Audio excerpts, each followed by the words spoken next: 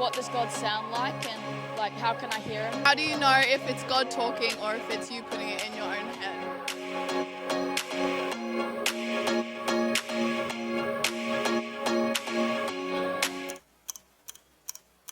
What does God's voice sound like is such an incredible question, and one that I'm still wrestling with, and I think I will be wrestling with for the rest of my life.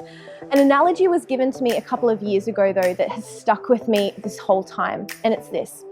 Imagine a stranger calls you up, and as you pick up the phone, you can't tell you don't know who it is. You don't know their voice, you don't know their sense of humor. The conversation's a little bit awkward, you can't really get anything going. Anyway, the conversation ends, you hang up.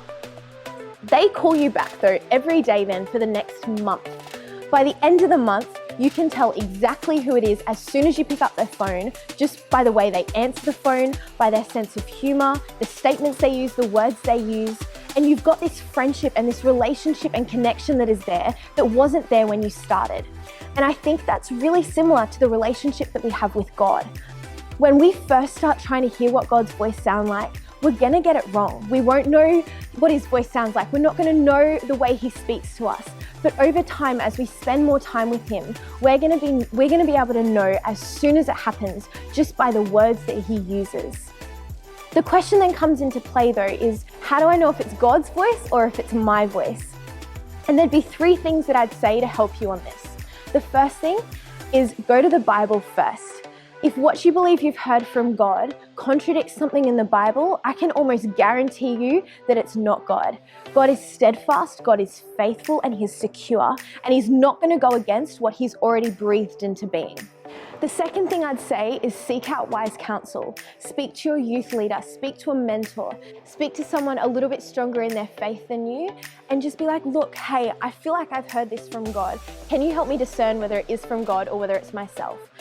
God says that we get to do this sort of thing in community, and so it's important that we surround ourselves with people who are going to help us discern the voice of God. The third thing I'd say is I always pray. If I feel like I've heard something from God, I'll send up a quick prayer immediately and be like, look, God, if this isn't from you, I don't want to think this thought again. I don't want to have this vision, like take it from my mind. If it is from you though, God, will you make it stronger? Can you make the vision brighter? Can you speak that word a little bit louder? And within 5 minutes, if it isn't from God, I couldn't even tell you what the vision was. But if it is, my heart will be beating a little bit faster. I'll get a little bit sweaty in the palms, and I'll know that it's probably from God just from that quick prayer. Hearing the voice of God isn't something that we should be scared about. It's actually something really exciting. And so if we do it well, if we do it in community and surround ourselves with people who are going to help us discern God's voice, it is going to strengthen our relationship with God more than we will ever comprehend.